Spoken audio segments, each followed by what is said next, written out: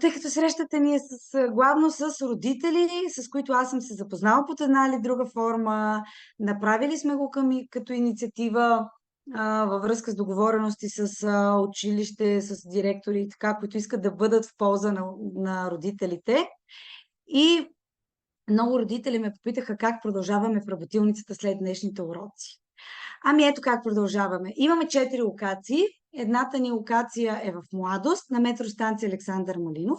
Другата локация е в Гоце Делчев, на Георги Измирлиев, блок 233. И другите две локации са ни в центъра. На Антим Първи до Ботев и Сливница и на Парчевич близо до НДК.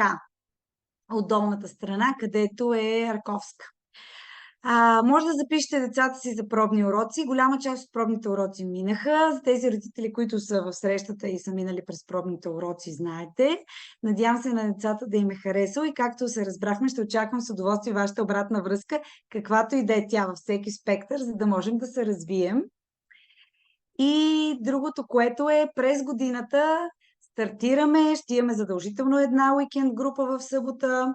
Ще имаме една група първа смяна със сигурност, защото видяхме, че доста дечица имат интерес за първа смяна. Точно като локации ще ги доуточняваме и планираме да имаме поне още 2 групи, една регулярна в 4:30 и една може би в 6 часа. Нека да видим, за сега това са, така да кажем, сигурните. И от вас зависи, ако имате още интерес, ние сме на ваше разположение да направим още групи. Така че много ще се радвам. Ще работим за социалните умения на децата, как да решават проблеми, как да се справят с предизвикателства, как да се научат да учат с удоволствие. Ще работим за тяхното емоционално състояние, да развият емоционалната си интелигентност или, иначе казано, да могат да управляват страх, да могат да управляват нервност, когато изпитват такива емоции и въобще да си спадат в такива състояния. Не да ги потискат, защото това не е никак здравословно, но да ги управляват. И също така ще си говорим много за тяхната увереност и личностно израстване. Какво могат да правят, къде могат да стигнат и как да увеличим техния потенциал. Всичко това ще бъде през формата на игра, през учене, така да се каже, през преживяване, през правене. Вероятно сте получили някои от вас вече едни бомбони специално направени за вас. Други деца пък са си тръгнали с камъчета за късмет през новата година, които сами са си нарисували. Така че каквото можем да сме полезни, ще се радваме. Така. Супер. Така, здравейте на всички. Аз съм Снежинка Несторова и съм психолог и психотерапевт. Занимавам се от 20 години с деца и семейства. С Вики преди няколко години уж случайно се запознахме, записвайки моята дъщеря на един от нейните курсове за личностно развитие. И нашето партньорство се превърна в приятелство и двете заедно сега правим тези работилници за социални и емоционални умения, защото вярваме, че те са много полезни за нашите деца. Тъй като мога много да говоря, но времето ни е ограничено, ще се опитам да бъда кратка. Ако ви имате въпроси, не се притеснявайте в чата да питате, аз ще отговоря при първа възможност. Едно от ключовите умения, социални умения, които трябва да притежават нашите деца в съвременния свят, в който живеят, е търпението. Знаете, че обградени от всякъде с електронни устройства, които само с едно дърпане на пръстчето се случва всичко и веднага, за нашите деца е много трудно да ги учим на това да бъдат търпеливи. Търпението е умение, което значи, че може да се тренира и е въпрос на в политика на семейството, доколко за вас това качество е много важно. Търпението в днешно време е свързано с независимостта на децата. Ако ние ги научим да бъдат търпеливи, те в последствие ще се изградат като едни независими личности, които могат да се слушваш в собствените си нужди, а не бързайки за нещо да се случи, да не знаят всъщност от какво имат нужда. Ще развиват качеството си за самоконтрол, което е изключително важно. Ще развиват критичното си мислене, защото ще трябва да измислят какво да правят докато чакат.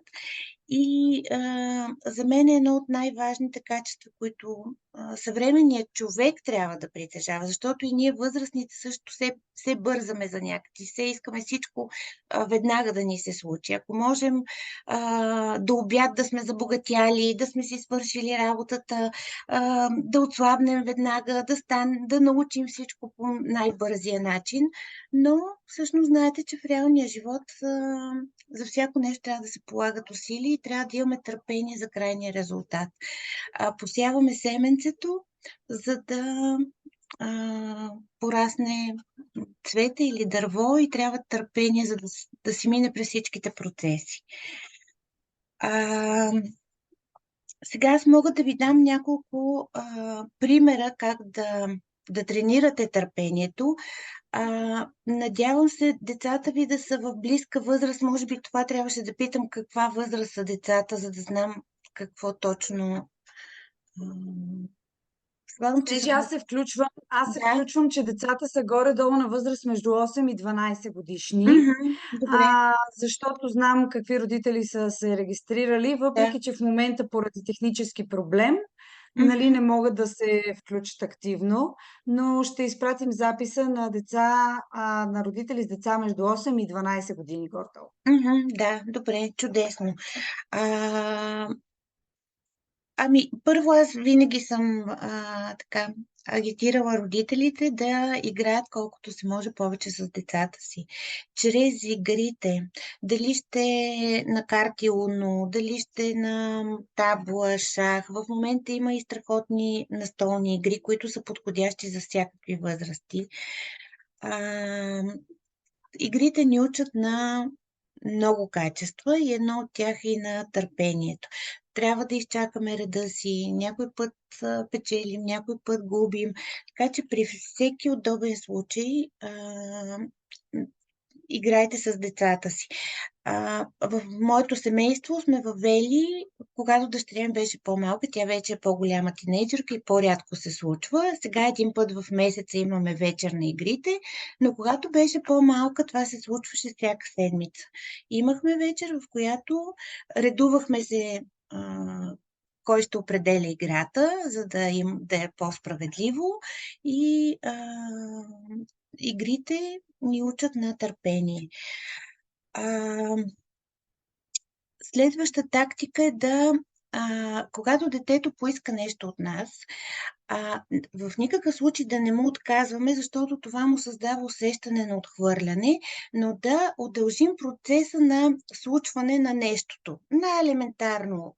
Гладен съм, жаден съм или искам да отида на кино. Да, разбира се, ще се случи това, но изчакай малко да си свърша работата. Може, ако вършите нещо в момента, да показвате какво вършите или да обясните какво вършите, за да детето да е въвлечено в процеса, че нещата не се случват на секундата.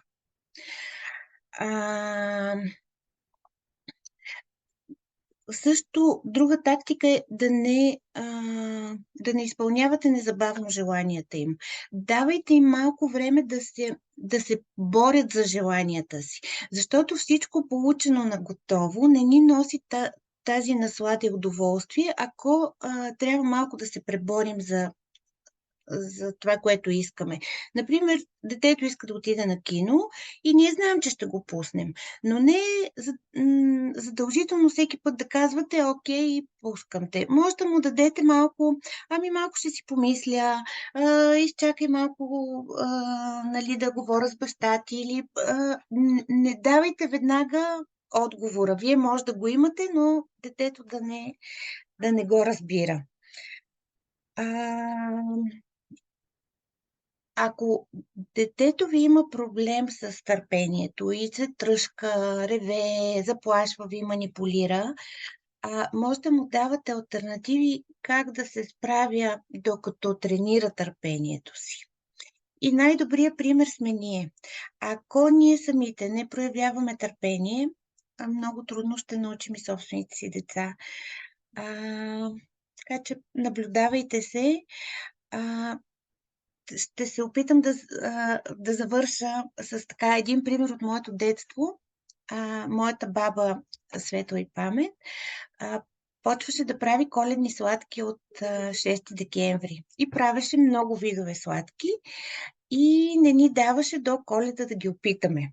Ние с моята сестра, естествено, като мишки, ходехме да си взимаме по някоя друга сладка, но сега от позицията ми на родител си давам сметка, че това изчакване на насладата, на точния момент, всъщност мен ме е изградил като един изключително търпелив човек.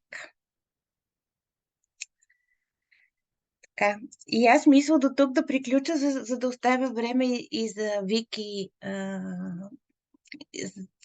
Тя също има да сподели много интересни неща. Да. Благодаря, Снежи. Това наистина беше супер съвет с коледните сладки, защото те предстоят. Аз бих се включила с още нещо подобно. Кажете му, сега можеш да получиш това, което искаш. Например, след 10 минути можеш да го получиш. Но ако почакаш още 20 или 30 минути, просто увеличете дозата на това, което иска. Но тренирайте да видите какъв е неговия стимул, какъв е неговия мотиватор, дали ще изчака още 20 минути, за да получи пък повече. Нали, един изяден бомбон днес, веднага може да е минус един бомбон утре. Така че ако се успее да се сдържи за един бомбон сега, утре може да получи 3. Примерно един за днес, един за утре, плюс един бонус. Така, продължавам с темата за увереността. Как да тренирате увереността на децата си? Първото нещо, което е много важно, поне според мен и това, което се опитвам да работя и с децата в работилницата, тъй като в нашата работилница за социално-емоционални умения ще работим с децата в 3 модула: социални умения, емоционални умения и увереност. Аз ще водя една част от заниманията по темите увереност и социални умения, пък колегите ми ще се занимават с емоционални умения като специалисти и експерти в областта. И ако искаме да имаме уверени деца, на първо място ние трябва да комуникираме с тях техните силни страни. Тоест, виждаме кои са най-силните страни на детето и разбира се, трябва да не да ги натрапваме непрекъснато. Не, ти си най-добрия в футбол, ти си най-добрия в волейбол или страхотен математик си, но някакви реалистични, така да се каже, нива на детето трябва да му създадем и да кажем: ти наистина се справяш отлично по математика. Другото, което е важно, когато детето не се справи отлично в нещо, защото няма как да се справя във всичко отлично. Например, не му върви един от предметите, да речем върви му български, но не му върви математика или не му върви, защо не е физическо в някакъв момент. В този случай е много подходящо да го накарате да направи една и съща задача, свързана с този предмет 2 пъти. Като първия път обаче поставите летвата съвсем малко по-високо от това, което то може да стигне. Хем да има мотивацията да го догони, нали, за да не го, как да кажем, дестимулирате от това, че наистина някаква много лесна задача сте му дали. Децата обичат да преодоляват препятствия. Направете го като препятствие. Дигнете малко летвата по-високо и ако детето не успява да се справи, насърчете го, кажете му: леле, ти се справяш страхотно с всичко останало, избройте 2-3 неща, които наистина са неговите най-силни страни. Така хем то ще ги запомни, хем ще си каже: ама аз съм много добър в тези неща. И след което следващото изречение: аз не виждам никаква причина да не можеш да се справиш и с това нещо. Вярвам, че ти ще успееш. Аз родителя, вярвам.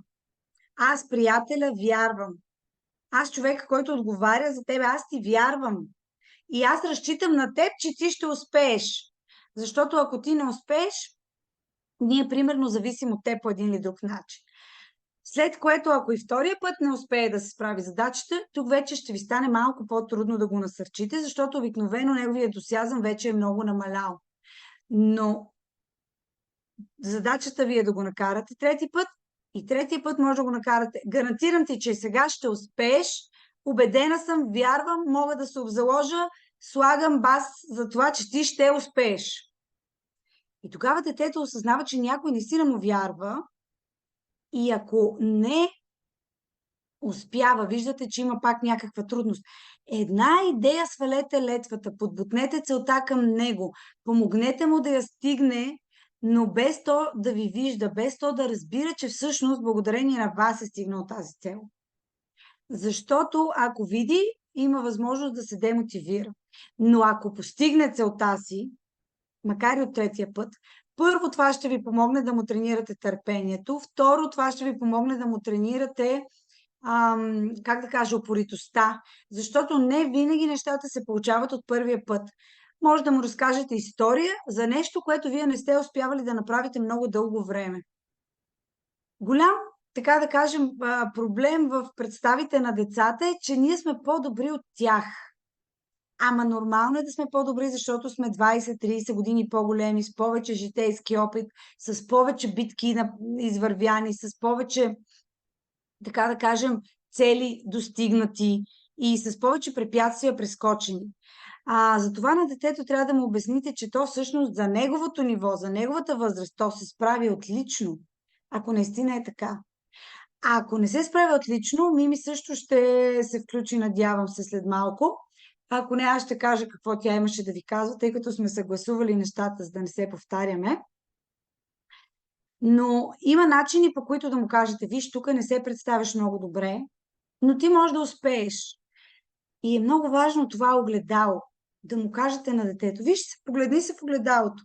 Ти си здраво, право, красиво дете, прекрасно дете. Я се усмихни, виж как изглеждаш, я се намръщи, виж как изглеждаш. Как се харесваш ти самия повече? Това е много ценното, това е много важното за едно дете.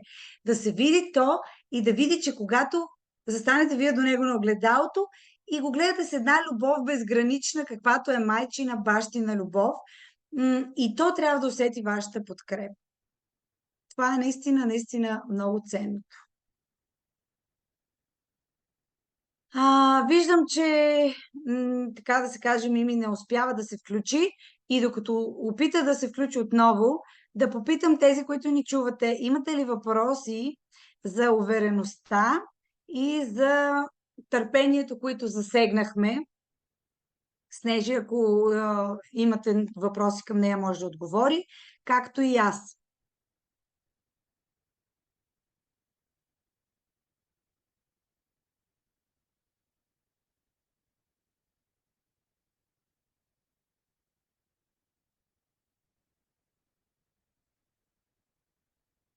Добре, разбирам, че няма въпроси. Ще ви разкажа тогава за това как детето да се справя в първи учебен ден. Ето я Мими се включва тъкмо, я да видим дали ще успее, за да може да си го представи тя. Мими е треньор по метода Горда на успешни родители, така че Мими, я да видим сега, чуваш ли ни? Може би ако си без камера, да не насича. Това, което и аз ви споделих, първото нещо е приемане на детето такова каквото е. И ви съветвам, ние правим една игра, Снежи прави една игра, обикновено да си поставим една скала. Къде се намираме ние на скалата? Къде искаме да отидем на тази скала? Или по-скоро, къде се намира детето ни? Къде искаме то да стигне? И на финала по 5 показателя, да речем увереност, справяне в училище, търпение, развитие в извънкласни дейности и нещо друго, което си изберете. Къде се намирате вие, къде се намира детето, къде вие искате да бъдете и поставете си вие къде се намирате, самите вие като родители, къде искате да бъдете. Защото много често се оказва, че ние искаме от децата ни да повече, отколкото те за възрастта си могат. Те все пак са деца и ние трябва с това нещо да сме много наясни. Добре, споделям ви техниката на Мими. Когато видите, че детето ви има някакви притеснения, от какъвто и да е род, Вие не разбирате все още какво има, но при мен вчера и днес минаха около 40 деца. Може би имаше 10 от тях, които нещо ги тревожеше. Личеше си по погледа. Личеше си по невербалната комуникация. Аз като човек, който е, така да кажем, треньор на тема увереност, социални умения, личеше си по техния изказ. По бързината да кажат нещото, което искат. И всъщност аз виждам, че зад нещата, които излизат наяве, има нещо, което е по-отзад и ги тревожи. Естествено, аз няма сега да го в групово така не се работи, нали? Няма сега да чопля детето и така. Но това, което вие може да направите индивидуално, а, и аз ви съветвам да направите, е следното. Когато детето е спокойно, най-добре, даже още вчера мисля, че го казах на една от майките, най-добре е вечер, когато детето си ляга. Може би то си ляга вече в друга стая. Обаче отидете при него и му кажете: здравей, как си, имам нужда да поговорим. Аз имам нужда да поговорим. Аз не искам ти да говориш с мене, не искам да те карам нещо да правиш. На мене ти си ми нужен. На мен ми е много приятно да ме гушнеш за лека нощ, чувствам се неспокойна и ми се иска да поговоря с теб. И оттам нататък разказвате му някаква ситуация, избирате си каква, разбира се, не е крайно драматична, и го питате: имаш ли решение, можеш ли да ми помогнеш? Аз виждам, че ти изключително много добри идеи имаш. В този момент тренирате и увереност, и емпатия, и в същото време се опитвате да стигнете една крачка напред. А може първата вечер детето въобще да не откликне. Имаше и дечица, които категорично казаха, че не искат родителите им да идват, не искат да ги водят и така нататък. Нали, тук трябва много дълъг да е процесът на работа и много бавен и плавен, защото някъде нишката просто се е скъсала.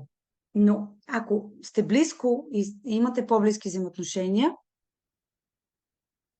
така че се надявам да успеете с тази техника. Отивайки до леглото, отивайки в неговата страна, на неговото място, просто да му споделите, че вие имате нужда да бъдете до детето, и когато вие имате нужда да бъдете до детето, то ще ви се отвори. И просто му кажете: моля те, прегърни ме, имам нужда да ме прегърнеш. И оттам нататък почвате като една глава лук. Лекичко да обелвате от едната страна, да обелвате от другата страна. Нали? Когато белим лука, малко или много ни се плаче. Не е много лесен процес, но ако започвате да обелвате, в един момент ще стигнете до проблема на това дете. Аз разговарям по този начин с деца в тинейджърската ни академия, както и в индивидуални менторски срещи, които правя с тях, както и с дечица от нашите групи, но когато те останат насаме. И обикновено разговарям с деца, в които виждам такава тревожност, която на първи прочит не може да се види. С моите собствени деца искам да ви кажа, че най-много виждам такива, как да кажа, поведенчески модели по един или друг начин. От гледна точка на това, че баткото, да речем, ревнува от по-малкия си брат или нещо подобно, не му се обръща достатъчно внимание. Вечер, когато си легне, и той има готовност, интерес и нужда да ми сподели, защото аз му пожелавам приятни сънища и питам: има ли нещо, което искаш да ми споделиш, на мен ми се случи това или другото. Някакси тогава детенцето се чувства спокойно и във вашата прегръдка успява да поговори. Не мислете, че децата са големи. Дори на 13 все още са деца. Дори на 13 имат нужда да ги потупаме по рамото. Аз съм работила като директор, ръководител на екипи. Дори на 23, дори на 35, дори на 50. Наложи ми се да ръководя една дама на 50 с 30 години повече опит от мене. Беше тогава в първите ми години в корпоративния свят. Когато я похвалиш, когато я питаш какво може ние да направим по-добре, за да се чувстваш ти по-добре и да се развиеш и да повишиш потенциала си, обикновено децата си казват. И всичките деца, искам да ви споделя за финал, казаха много, че искат игри, И другото, което казаха, много искаха да говорят. Каквото и да е. Просто искаха да говорят. Затова, ако може така да си позволим един съвет, говорете си много с децата и както Снежи каза в началото, за да тренирате търпение, играйте игри. Но не им давайте да ви нарушават границите, не им давайте да ви прекъсват, колкото и да им се говори. Аз днес използвах карти Уно, за да кажа, в който са картите Уно, той има право да говори, другите не. В който е вълшебната пръчица, имаше една вълшебна пръчица на днешните занятия, само той има право да говори, другите не. И в един момент се видя как те се саморегулираха. Така че това е един доста добър метод, който ние използваме. И другото, което е, започнете някаква тиха игра с тях. Да конструирате, да лепите, да изрязвате. И докато изрязвате, въпреки че може да изрязвате нещо много добре, дайте на детето и кажете, ох, тук нещо не успявам да се справя. Би ли опитал ти? Когато се справи, похвалете го и попитайте, може ли с нещо пък вие да сте му полезни на него. Иска ли вие да направите за него и така.